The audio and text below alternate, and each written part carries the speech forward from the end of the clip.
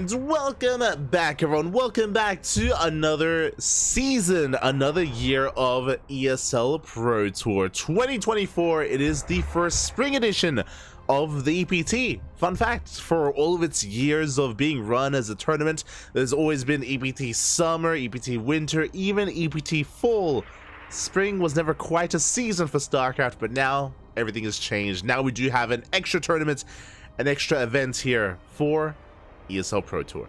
Hello, welcome everyone. Welcome again to this, I wouldn't say impromptu broadcast, but to a new season of StarCraft. For those that are curious, ESL Masters is, of course, a league that runs for StarCraft 2. It is the league that all players work towards, and it typically has a finals at IEM Katowice to crown our yearly champion. But that has changed. This year it is a little bit different. This year we had EPT Summer, we had EPT Winter, we had IEM Katowice, plus EPT Spring, and then we have the World Finals at Gamers 8. We have the World Finals at the Esports World Finals of the Esports World Cup in the coming months.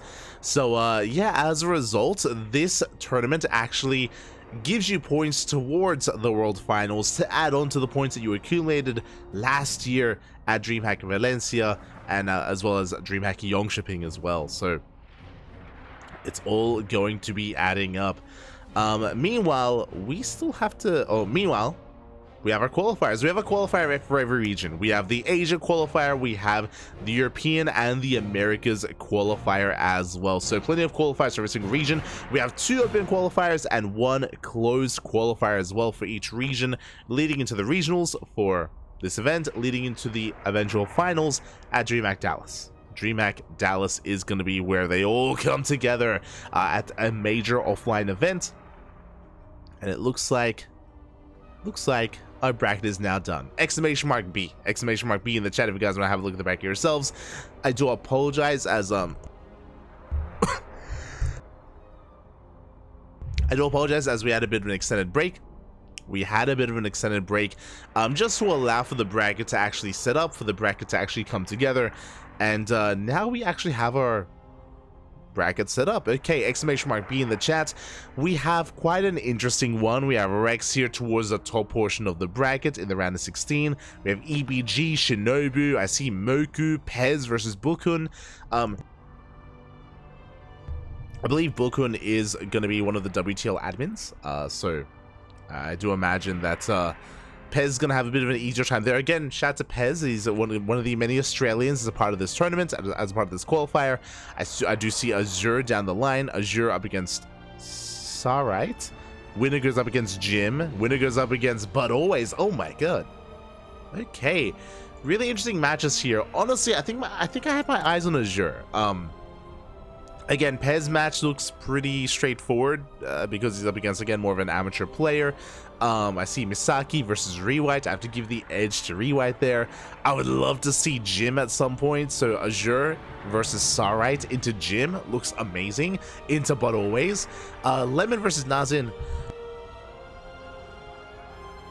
Lemon versus Naxin looks like a really interesting Taiwan on Taiwan matchup. We have Expect, Middle, and Hon Mono as well. Okay, so we'll see if we can find each other. And if you...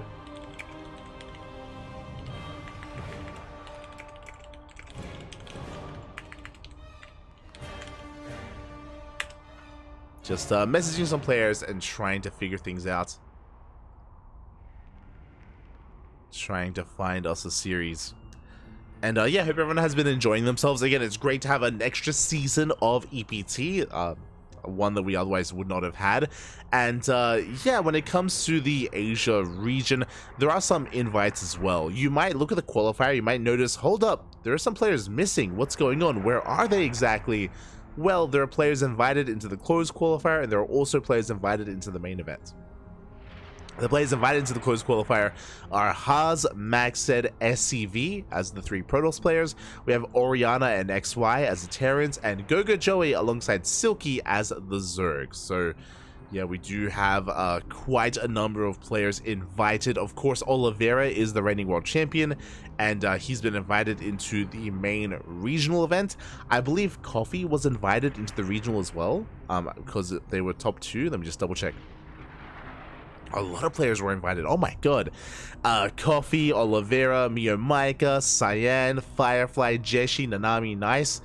8 players were invited from EPT winter, from the winter regionals. So plenty of players invited there, and of course we have the other players that have been invited into the closed qualifier as well. So yeah, a lot of our regulars are already seeded further into the tournament. We are here to determine who will join them, as top 4 will make it out of this qualifier. Top 4 players will make it out of this bracket. It's a little bit too early to really tell. There are some big names, and I think a lot of people are looking at Rex. I myself am looking at Honmono as 2 players that should be poised to make it through. But who else will join them? And will Rex and Honmono make it through, or do we have some upsets instead? Again, we'll keep our eye out. We'll keep our eye out for that. Until then, it looks like we're just waiting for our players to amass. Again, it looked like there was maybe an issue with the bracket earlier, and we had to bring everything together. And players are still looking for each other. The other confusing thing here is the Asia region is now joined. The Asia region used to be like Oceania and Southeast Asia, but now Taiwan, Hong Kong, Hong Kong was already a part. So yeah, Taiwan, Hong Kong, and China have also joined, and they're used to waiting and looking for players on the Asia region. Everyone else is looking for players in the Americas region because that's where the Singapore server is. So our players are kind of like copying between regions, and they're looking for each other. So it does mean that the start of this qualifier is going to be a little bit delayed, just because we're trying to find each other. But once we do, the ball should be rolling, and we should be okay. We should be okay from there. And of course, walkover is going to be assigned in a couple of minutes as well. Just double checking, but of course walkovers are assigned 15 minutes after the start of the tournament, and the bracket was final not too long ago, 15 minutes past the hour, so it's been a couple of minutes since then, and hopefully we don't get too many walkovers. Hopefully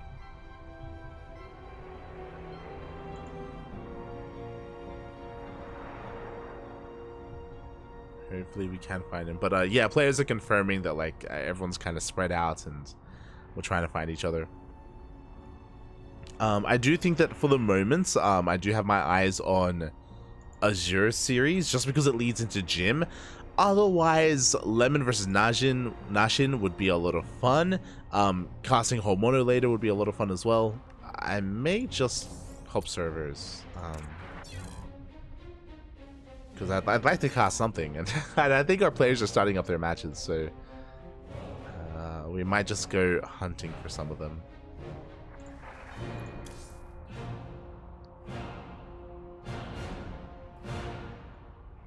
Where are we at? I expect is starting a series. I do see Naxin with Lemon as well.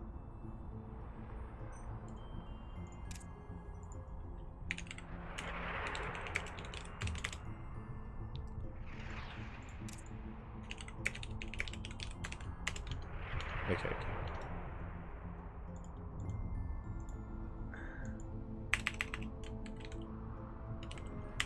Looks like we have found our series. So Azure and Pez, their opponents are MIA. I think Pez is starting up a series, but again, it's not looking too appetizing. But instead, we have found some other matches. As you can see on your screen. Bam. You can see just under me here. There we go. We have Naxin, our lovely our lovely Terran player, going to be going up against Lemon, our Taiwanese Protoss. Here we go.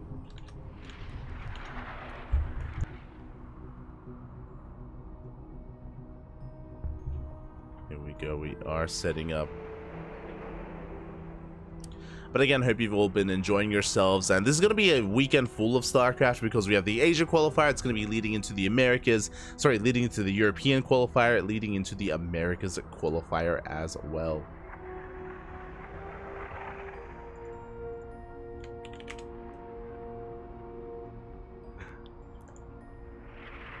as they're just conducting their vetoes and getting things going. As a reminder as well, because of the new patch, these qualifiers are going to be played on the new patch, on the new map pool as well. So kind of a fresh face or a fresh start here to EPT Spring, leading into DreamHack Dallas, leading into Gamers 8, of course. It's all coming together. And I believe both these players are on Mystery Gaming. Let me just double check. Yeah, thank God. Both are on Mystery. So a bit of a team kill early on, brutal. As a reminder, there is no lower bracket. There is no double elimination bracket here. It's single limb all around. So 1 life, 1 chance is all you have. As a reminder, tomorrow is going to be the second Open Qualifier. So we have back-to-back Open Qualifiers. Day 1 is today, day 2 is tomorrow. So there is technically a second chance, at least tomorrow, for the players that don't make it through. Just catching up in the chat.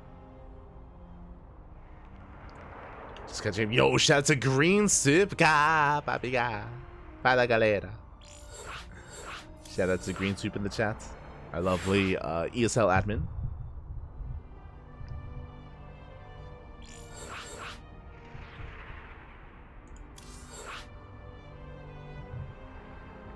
I think it's pretty spur of the moment for both Azure and Pez to sign up. Yes, they're not. Both Azure and Pez, they're not really in tip-top form. They're both semi-active. They ladder a little bit, but they're not as hardcore as they used to be. But it's very common knowledge that both Azure and Pez were very active in Stormgate, when of course that was, or when of course the servers were live. When the servers were live, and I don't think they've been playing too much StarCraft, but you know, we'll see. We shall see.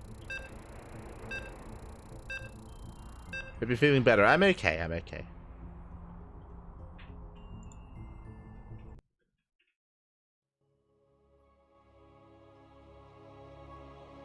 Imagine playing Protoss. So the other way around. The other way around.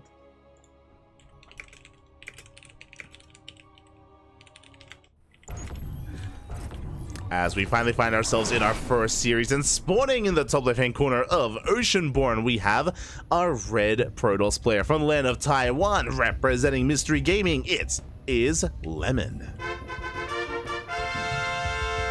And spawning in the bottom right-hand corner, we have as opponent, we have the Taiwanese Terran player representing Mystery Gaming as well. It is Naxin. Finally, our first series has begun, and we'll do our best to follow these players and to catch some others. You know, I'm a little bit biased, you know, when it comes to covering some of my fellow Australians like Azure and Pez, and I'm hoping that I can catch them later on. Likewise, I'd love to catch some Hon Mono as well, and catch some other of those more notable players. Rex alongside them, and of course, Lemon and Naxin as well. I'm only one man. I'll do what I can to cast as much as I can. Until then, though, we're just settling into our openers. Looks like a pretty standard opener here so far out of Lemon, going for a Gate Expand. Naxin, is going for a double gas opener instead. Okay. Double gas here from our Terran player is going to lead into a faster factory, is going to lead into a slightly delayed expansion here, and we'll see what is going to be done with this opener. As a reminder, because it's a new patch, going into committed Cyclone play is not really viable as much anymore, so that's going to be a tool or kind of a playstyle that won't be given access to here by Naxin, at least in the new patch. This instead can lead into Reaper Hellion. It could lead into faster and a committed Mind Drop as well. We casted Bunny a couple of days ago in ESL Open Cup Asia, and Bunny did go for an armory based build. He went for an armory, went for a fast tech lab, and went for a rush into Drilling Claws, which was a really interesting take. For those that are maybe unaware, they got rid of the build that used to be a little bit more popular, which is where you go for a reactor on the factory, you pump out Widow Mines, and you go for the armory, which means you need detection to deal with those Widow Mines. And if the Protoss player doesn't have detection, the game can end. The game could just end. But in the new patch, they've gotten rid of that requirement. Now you need the armory plus a tech lab plus Drilling Claws to require detection from your opponent.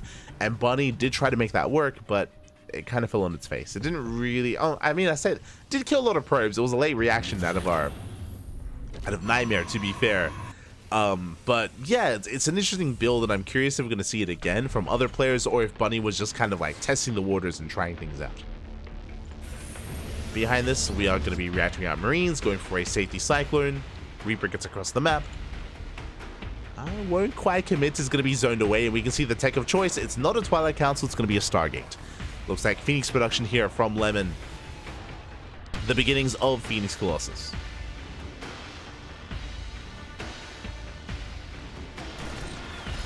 It is the beginnings. Oof. As Adept is going to be shut down by the Cyclone. Widowmine production has commenced behind this. Looks like vanilla Widowmine production, as in there is no add-on. There is no add-on swap. I should specify into reactored Widowmines. As there it is. Do have that tech lab on the way. Just a singular Widowmine initially. Handful of units moving out. Again, a really interesting kind of setup here from Naxin. Moving out with one of each unit. Phoenix is spotted. Good lock on. And would you manage to get a bit of hull damage? Oh, as the lock on did persist. Do go for the lift. The Marines, they do support that Cyclone. And Naxin, he's actually breaking through a little bit here. Shield battery down to half energy. Now the Phoenix does arrive. Gonna be zoned back. And again, we maintain this position. The Widowmine gonna be zoning away that army. We tried to bait it out. The probe was pulled to bait out that mine shot, but alas, it does not react, or does not commit. Oh, the mine barely gets shut down. Whew. Barely is killed. And Naxin, he continues to rally across the map. Okay, he's going to calm things down with the death of that Widowmine. He will retreat. Behind this, we're getting to tank production. Remember, we did have that tech lab on the factory. Tanks are amassing. Vikings on the way as well. But Lemon is held. Lemon, he has held on. We can now finally look to expand as we're settling on this 2-base setup. Now, what I will say is that thankfully Naxin didn't overcommit. If you look at the resources lost here, he killed 2 of these adepts, and we only lost a single Widowmine. Only a single Widowmine did go down. Not a bad trade here, and Naxin retains everything else. Phoenixes move out, so we do get an SCV. Got 1 worker. The Reaper was just checking and looking for the expansion. Nexus hasn't been confirmed yet, but we did get eyes on the pylon. That is a bit of a tell. Lemon trying to pick away at the army. Oh! And it looks like we do catch the medevac. Bit of a miss rally. Medevac survives down to half HP. But we can pick it off. Naxin just consolidating his forces, pulling a couple of boys to repair. We have the Viking, we have a Liberator, we have tanks, very committed push. Naxin is expanding behind this on location, but honestly, Naxin is looking to at least deny the third. And can he pull it off? There we go, tanks are sieging. Liberator's gonna get targeted down. No, we go for the tanks instead. Liberator's going ham, tank shots are going off as well. Liberator finally goes down, but the tank survives. Lemon, he tried to lift them, tried to CC them, but he wasn't able to quite bring them down. But it looks like Lemon, he barely has enough. He gets off the tanks. The repairs are keeping them up. The repairs are not good enough. The tanks are finally falling, and Lemon, he breaks through the army. Whew. Just barely. And what's scary here is that Lemon, he still has the third. His third base was untouched, didn't lose any workers, didn't lose any production. Cleans up the army, still has plenty of Phoenixes, still has an Immortal. And now this third base for Naxin is in trouble. Third base is in a lot of trouble. We could even try to push into the natural, but yeah, we're going to settle for the third.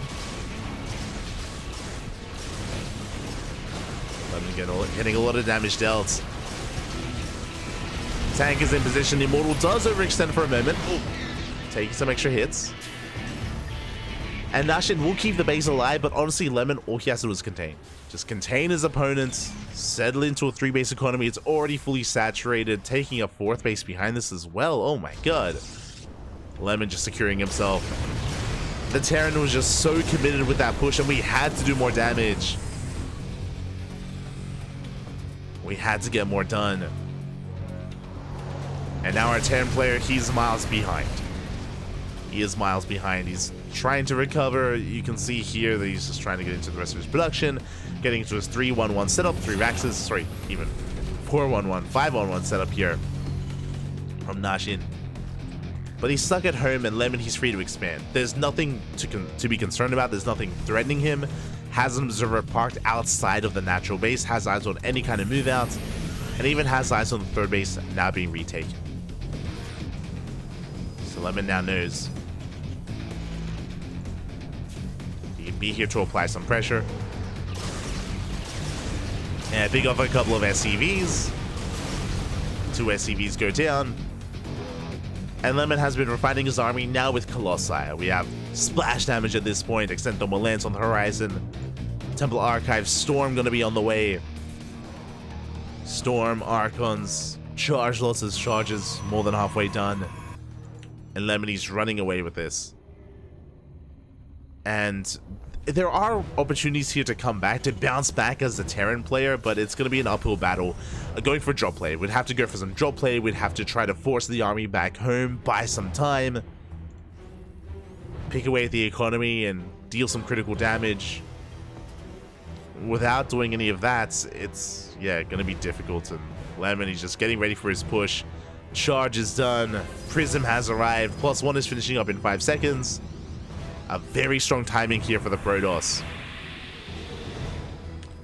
It's 2 Colossi, 17 Zealots, a handful of Archons, and what do we have to defend? We have 1 tank. We have 1 tank, no bunkers. Boys are being pulled, but what are we really pulling into? Yeah, the Colossi just having their way with this army. Zealots, they collapse on top of the army as well. Tank gets lifted. And there's only a handful of reinforcements left. GG gets called. Lemon will take game number 1. GG. A solid game there out of Lemon. And Naxin, he had an opportunity. He had potential early on, if you remember, with his earlier push. He was gaining ground and getting some damage done. But we saw that he was pretty committed, as in, when it came to his committed push towards the natural, he had to deal critical damage there. Either break the army, or at least deny the third, and he did neither. Unfortunately, was unable to really get to either kind of win condition there.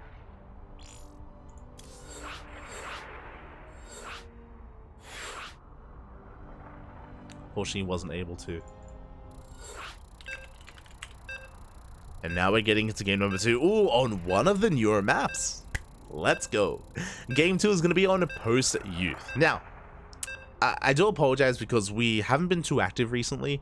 We've been casting like every couple of days instead of every single day like we usually do on the CranKy Ducklings. I do apologize. A big reason for it is because I've been unwell, and you can even hear it now. I'm still not 100%. I'm almost there. I'm almost at 100%. But we haven't been able to feature too many of these new maps and too many of these new, too much of the new patch in general. So I'm happy to be loading in, and we can all experience this together because there's quite a lot to talk about when it comes to these new maps. As spawning in the top right hand corner of Post-Youth, we have our Taiwanese Protoss player leading the series 1-0, representing Mystery Gaming. It is Lemon. And spawning in the bottom left hand corner, we have his opponent. We have the Taiwanese Terran player, his teammates, and I'm sure a good friend, the blue Terran representing Mystery Gaming. It is Naxin. Boy, and Lemon, he has been cooking. He's been making some lemonade here, and can he be stopped? Again, looking solid in that first game, and I'm concerned here in game number 2. Post-Youth. And if you noticed, this is the main. You have a free base. It is like, mate, we heard you like pocket bases. It's not even a pocket base. It's just your main. Your main has suddenly 2 bases, so it's such a free base. On top of that, it's a hybrid base. Half gold, half regular. It's insane here how much you can get on a 2-base setup. A lot of people have been smudging. A lot of pro players have had thoughts and have been consistently vetoing this map as a result, just because your 2-base setup is so solid and your 3rd base isn't too exposed either. There is a nice ramp here outside of your 3rd that you can take advantage of. Now, the 3rd base is a little bit more exposed just because there's 2 angles of attack, but again, you have this point of elevation here to just secure yourself, and even here we have other points of elevation that you can wall off as well. So honestly, Post-Youth setting up on 3 bases is looking pretty easy. On top of that, we heard you like gold bases. You don't just have a hybrid base in your main, there are gold bases available as well in the center of the map. Now, these gold bases are very exposed. You can be attacked from any angle, from right on the other side of those mineral patches, from here on the high ground towards the center, from here on the high ground towards the south. It's quite difficult.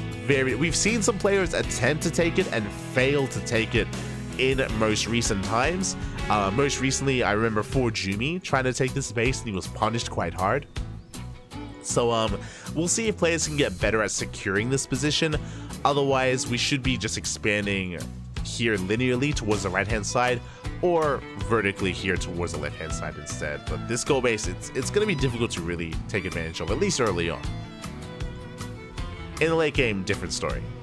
Oh, okay. So Naxin, he does go for a Rax expand. Economic opener here out of our Terran. Makes sense, right? I mean, we're fully walled off. There is a second entrance to this main base, but I mean, there are mineral patches here that are going to be walling off and just tying things up. And we are going for a 1-1-1 follow-up with a proxy starport. Now, this could be a medevac. This could be for a medevac to drop into the main base with Hellions, or we could go for a Hellion harass on one side and then Liberator harass on the other. I'm feeling a medevac. I'm feeling medevac production here, but we'll see if we go for the lib instead. And there it is. Medevac is on the way. This is to just bypass the wall here on the right-hand side and drop right into that mineral line and roast off as many probes as we can. Lemon, no, he scouts! Lemon, he checks with the Adept. He does confirm what's going on, sees the starport, and he's in position. He's ready for the drop. Ay, ay, ay. Behind this, of course, we have our tech as well. It was a robo opener. Very interesting. So robo-based openers are typically very safe ways to play because they give you access to faster immortals. They give you access to faster colossi as well to rush into colossus production. We've gone for a war prism harass across the map. At the same time, here comes a drop into that main base, or into the natural. I don't know what to call it. Into the main. Hellions are getting some damage done, but we have a shield battery, we have an overcharge. We focus one of those Hellions down. 3 Hellions do want your probes. They got 3 probes, 4 probes already. Good damage dealt. Remember, there is no blink because there was no Twilight Council. Instead, we have the war prism, and what do we harass with? Show us the adepts. Just a singular adept for now, but we should be warping in an extra wave. Third base on the way as well. Adepts have arrived, but again, this was a little bit of a shaky execution. Oh, one adept goes down. Not worth it here for Lemon. The counter harass barely does anything. And Naxin is not looking too bad. Remember, he killed 5 probes and he kept the medevac alive. Medevac is racing back home. We're safe, we're sound. So Naxin having a much stronger start this time. The adept harass continues. Ooh, barely not delaying the CC. We get the SCV, but once again, not the best trade there for Lemon. Does escape with the adept at least. Gets out of there. Third CC is done. Third Nexus still on the way for Lemon. So Naxin, economically, he's keeping up, if not surpassing his opponents. Bearing in mind we have mules on top of SCVs. Oh, medevac tries to drop back in. Is going to be denied. At the same time, Hellions, they hit the right-hand side there. Kill one of those probes.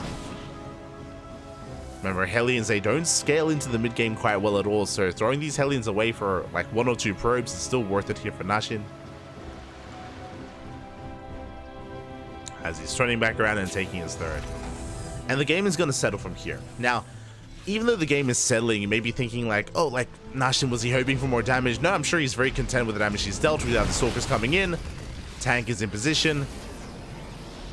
And unlike the previous game, again, Naxin has a comparable economy, if not better economy compared to the Protoss, which he was just not able to get into in game 1. So Naxin in a beautiful position. Adepts, they do get in, but a bit of a mis-rally. Oh my god.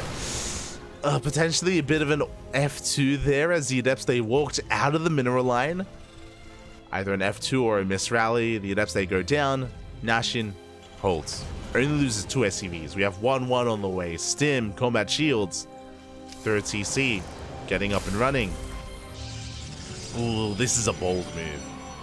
So, I'm sure Lemon feels a lot of pressure.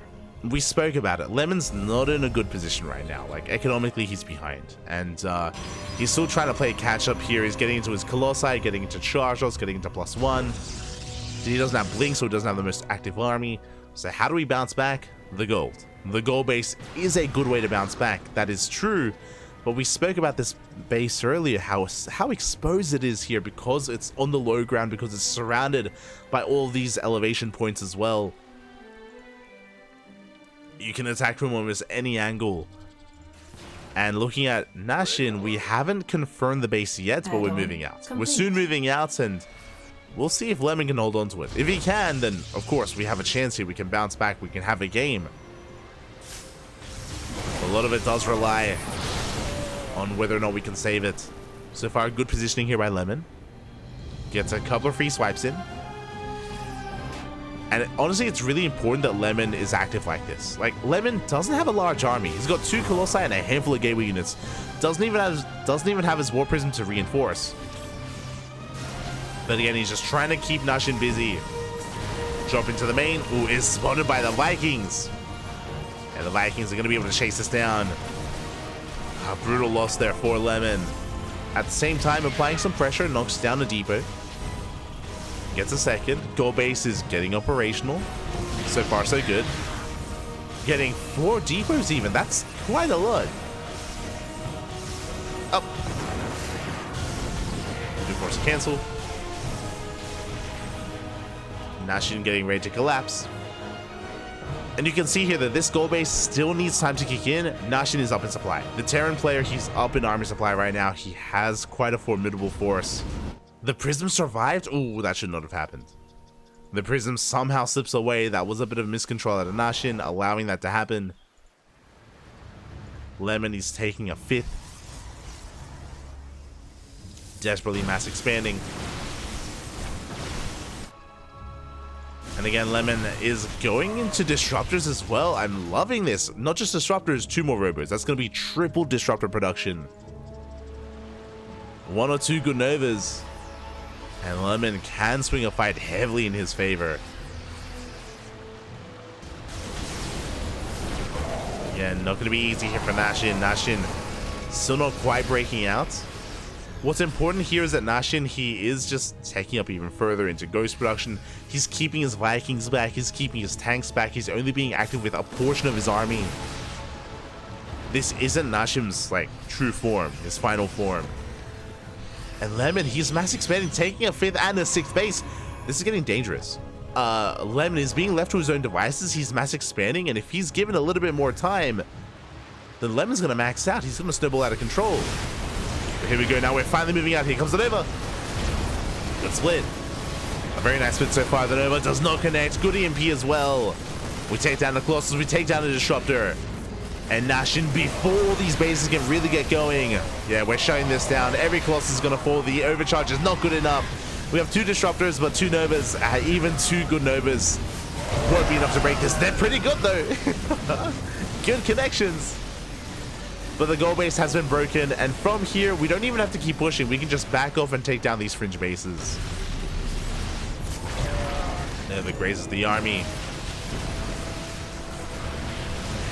The tanks are looking a bit exposed. Vikings going to be landing. But we take down the Disruptors, and Lemon, he's being pulled apart. Naxin, he's thirsty. What's he craving? Lemons, man. Lemons. Oh. And he's going to be able to break this base as well. We have Zelts coming from behind. The tanks are left on their own, by the way. Tanks are going down. Very nice trade here by Lemon. I mean, making the best out of a bad situation. Give him lemons. He will make some lemonade, but it's still not enough. Still not enough. Prism goes down across the map. Lemon doing what he can, but he lost his base, lost his 5th. Vikings are landing. Zealots aren't trading too poorly. Do we hold on? Do we clean this up? It looks like we will. A good cleanup here out of Lemon, but again, the reality is that this is merely a portion of Naxin's army. Naxin, he has so much more rallying from across the map. Liberators, tanks, Ghost, Marine, Marauder, anything and everything he needs. We have forgotten about +2. We only got 1-1. 2-2 was forgotten, unfortunately. But despite that, Naxin, he has plenty to work with anyway. There we go. Liberation has arrived. We have freedom. We have all the freedom we need. Good EMP. A disruptor comes in, but it's not enough. GG gets called, and just like that, Naxin takes game number 2. And we're tied up. We're going to the ace match. GG. Ah, Bappy, let's go. We're going all the way to game number 3. And a lot of this did come down to the opener, did come down to the initial builds about how Naxin was able to settle into, or get into a really greedy build and settle into a solid economy with a fast natural, with a fast third base. We spoke about it. We spoke about how early on how Lemon did not have the economic lead that he had in game 1, and he was falling behind. It was falling further and further behind. He didn't do enough damage with his harassing adepts. He didn't do enough with his opener, with his robo-based opener. Lemon did fall behind early on, and we spoke about it, about how does Lemon bounce back in this game, the gold base or disruptors? And he went for both. He went for the gold, he went for disruptors, he was mass expanding, but the reality is that Lemon still needed more time. He needed a little bit more time to be able to get into a solid disruptor count. Remember, when the push arrived, he only had 1 disruptor. Lemon, he only had 1 disruptor with his army. The other 2 was still coming out of the production, was still coming out of the robos. If he had a little bit more time, then he gets 3 disruptors, then he has 3 novas, then he stops the dive and he's able to buy time and get into a longer game. Suddenly, everything changes. If he only had, like, 10, 15 more seconds, anything could have happened there. That just goes to show that just goes to show how tight StarCraft can really be, how crisp it is. Every second does count in a game like StarCraft, and now we find ourselves in the ace match. We find ourselves in game number 3, and spawning in the bottom left-hand corner of Alkion, and we have our Taiwanese Protoss player, the red Protoss representing Mystery Gaming, being forced into the ace match. Can he bounce back? It is Lemon. And spawning in the top right hand corner, we have his opponent. We have the Taiwanese Terran player, the blue Terran representing Mystery Gaming, tying up the series, forcing that ace match. Can he go the distance? Can he take the series? It is Naxin. Let's go. Whew. Oh boy. Again, it's been a spicy series so far. When I saw the bracket, when I saw these 2 face off, this was one of the series that I had my eyes on. For this very reason, I do think that Lemon and Naxin are very close in skill. In general, I would give the edge to Lemon. I do think that Naxin did a great job at making use of post-youth, making use of the map itself, as we're going for a very different opener. Double gas. We're going back to game 1. Double gas, what does this mean? Delayed command center. So command center is going to be delayed, faster factory instead. This is not what we did in game 1, in game number 2. It is what we went for in game 1, so I'm curious how we do divert and how we do adjust. As the probe has been locked in, no way out for this worker. Reaper's on the way. The goal of this Reaper is to kill this probe, to deny the follow-up scout, to make sure that Lemon is in the dark. He has already confirmed the double gas opener, so Lemon knows that there's going to be a factory on the way. But what exactly comes out of it, that's he'll have to guess, he'll have to assume. Won't know for certain. At least won't know with this probe. As he wants the SCV. Oh my god, he goes for it, and one more shot doesn't quite get it. SCV does survive.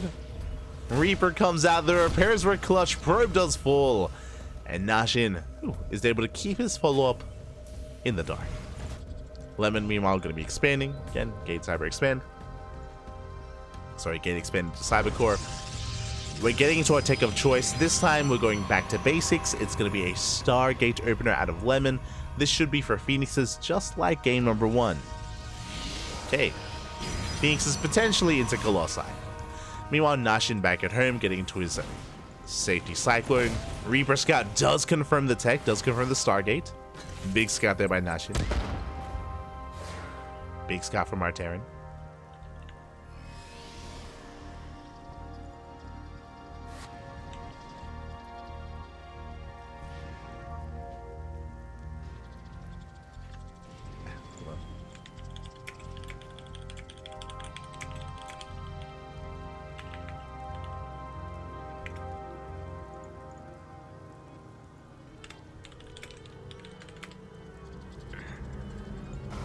As we're settling in, it's going to be a CC on the high ground, and I was curious what was going to be made with this factory. As we can see, we didn't just make one Cyclone, we've gone into a second Cyclone as well, so we're continuing Cyclone production. We delay Widowmine production here, intentionally so, and we're not going for a medevac. Cyclone Viking, we're going for a push. Here we go, we're just rallying everything across the map. Upon seeing this Phoenix opener, our goal here is to break the Protoss. Everything shoots up. Marines, the Reaper doesn't, but Marines, Cyclones, Vikings, Widowmine's now on the way. We're rallying everything across the map. The goal here is to catch one of these Phoenixes and to snowball out of control, but instead, the Cyclone gets caught instead. The Cyclone is lifted, and the first Cyclone goes down. A brutal loss already there for Naxin. Second Cyclone arrives, but it's on its own.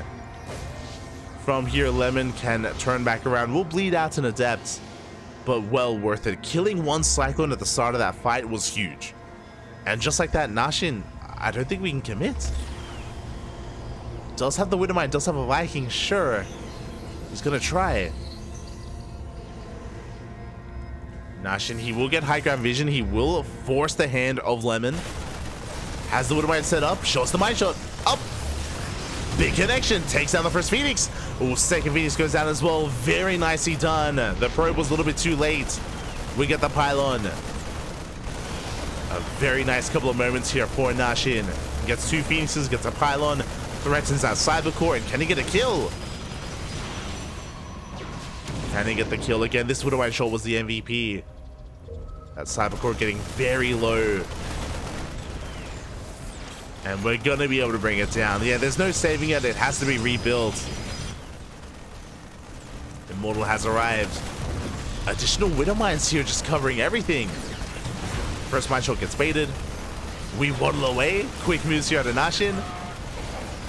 And we have two Widowmine shots left. Ooh, big shots here on the Phoenixes. And we get almost every single Phoenix. From here we get away. Ooh, bringing down the final Phoenix. And Naxin, with the death of those Phoenixes, that means this drop is unhindered. We can go for another drop here. We can pivot back into the main base. Lemon racing back home. And we should be able to barely get the pylon. Yeah, from here we can unload this one Phoenix. It's not going to be good enough. Naxin at the same time sending his Liberator out across the map, has been again building himself up, working on his third base. Third CC's on the way. Third base just started for Lemon as well. And where's the reaction? We get one, we get two, we get three, we got four, five. Five probes go down.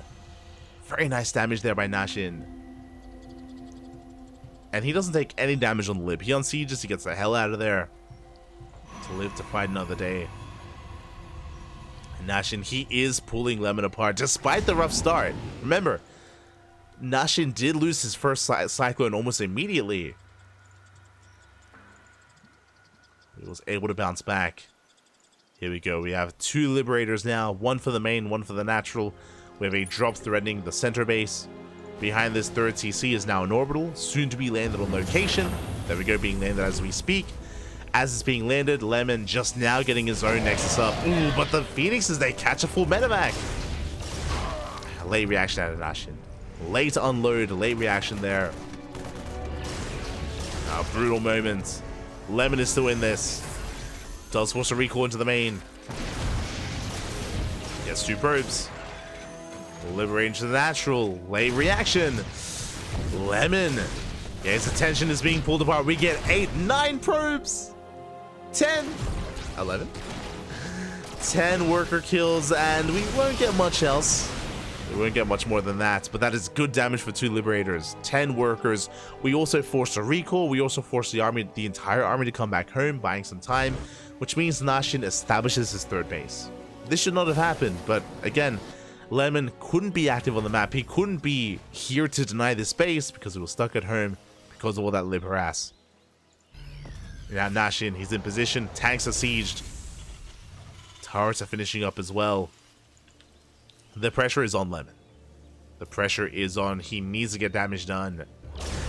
No turret in the main. Ooh, big oversight here from the Terran player. We had a turret here at the third base. We don't have a turret at the natural either.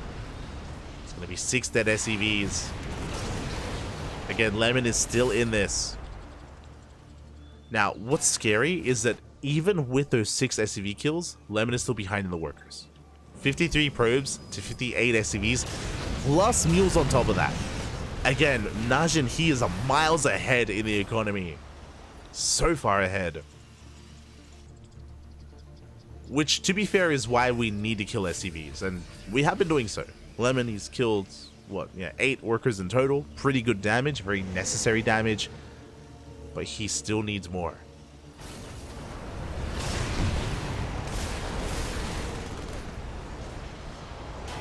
Yeah, as this time dashes in position. 4th base is on the way.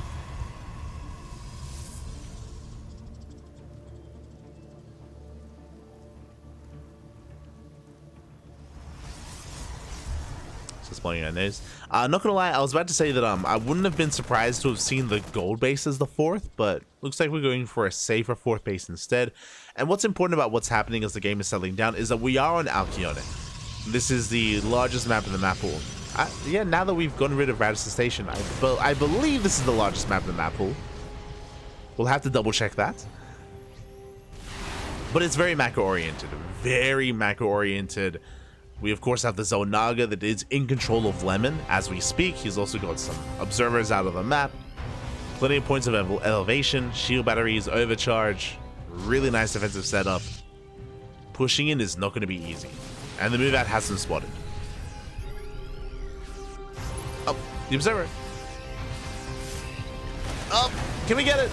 Observer barely survives, forces a second scan. A brutal moment there for Naxin. But again, he has been spotted. Lemon is getting ready. Naxin does have the supply lead, but Lemon has the defender's advantage.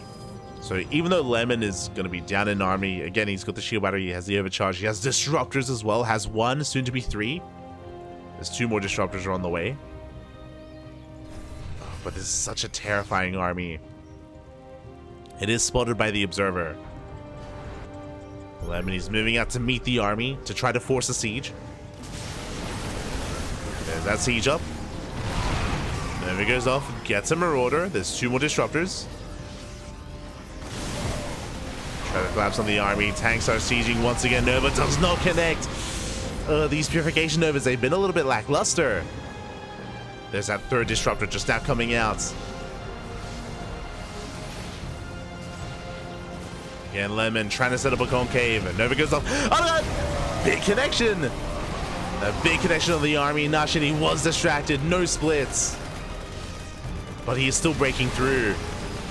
Still has a supply lead. Takes down a Colossus. There it goes up. Oh! Good connections once again. But the tanks, they still stand strong. Yeah, and even with those connections, we're breaking through. The 3rd base is falling. And Lemon, I don't think he can stop this. Not anymore. Again, too much of a deficit early on. The tanks are exposed. He can get them. Does lift up 3 of them. Nova goes up as well. Grazes the army. But there's still so many Vikings. The Colossi go down. There's too much left over. There's too much Terran here. And Naxin is snowballing out of control. Lemon, again, trying to make the best out of a bad situation. But he lost so much early on. Naxin is snowballing out of control. And the tanks, they survived. They barely survived. They're on red and yellow HP. But GG gets caught. Naxin will take the series 2-1, eliminating Lemon from the qualifier. GG. GG, well played. Congratulations here. Congratulations to Naxin for taking the series. Very well fought as again, I was not expecting coming into this. I was favoring Lemon. I was favoring Lemon in this series. I was giving him a lot more I was expecting a lot more out of him coming into this to maybe even qualify, but Naxin, he steps up, he does take it to him. It was a back and forth, very much so. It was a back and forth series, but in the end, Lemon was able to make use of his aggression, especially in this final game, especially in game number 3.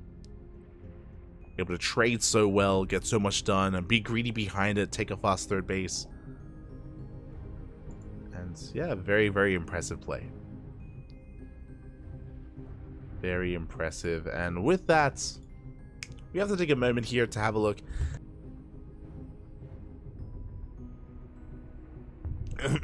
We have to take a moment here to have a look at the bracket and to catch up on everything that has been going on.